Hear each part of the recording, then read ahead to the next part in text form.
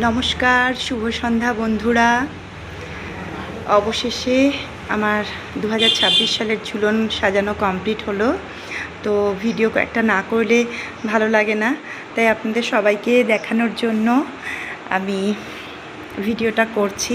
একটু দূর থেকে দেখিনি, তারপরে আমি পুরোটা আমি বলছি কিভাবে কি সাজিয়েছি। এই ঝুলনের সঙ্গে না ছোটোবেলার খুব স্মৃতি রয়েছে, আগের গত বছরও আমি জানিয়েছি। তো এই হচ্ছে আমার প্রথম রাধা গোবিন্দ দিয়েই শুরু করি। এখানে আমি একজন রাধা গোবিন্দর একটা মূর্তি দাঁড় করিয়ে দিয়েছি, আর আছে গরু, ময়ূর দিয়ে, হরিণ এবং ছোটো ছোটো পুতুল দিয়ে আমি সাজিয়েছি। দুটো ঘরও বসিয়ে দিয়েছি। এখানে একটা রাস্তা করেছি, এই যে রাস্তা, বড় রাস্তা। এইখানে একটা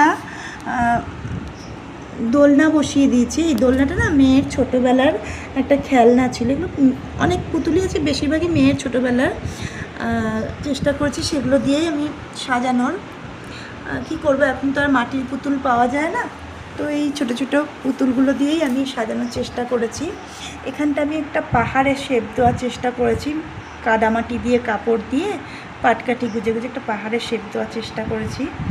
আর কিছু জংলি গাছ তাই দিয়ে একটু জঙ্গল বানানোর চেষ্টা করছি। এখানে দেখো, এই যে এখানে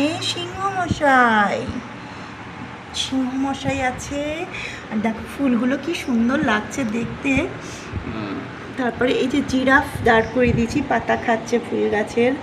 এখানে একটা হাতি রাস্তা দিয়ে যাচ্ছে বন থেকে বেরিয়ে।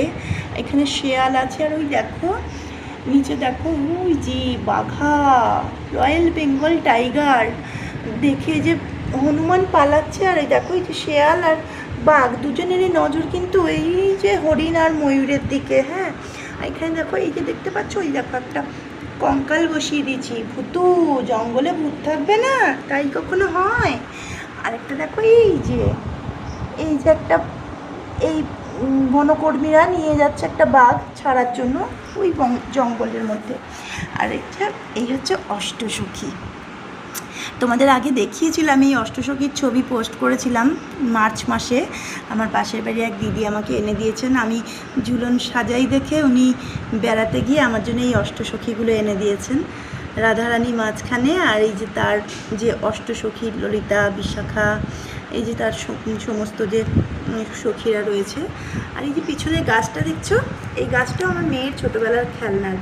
তো ওটা একটা পায়া ভেঙে গেছে, দাঁড়ায় না ঠিক মতো, তাই একটু দেয়ালের সঙ্গে ঠ্যাস দিয়ে দাঁড় করিয়ে রেখেছি।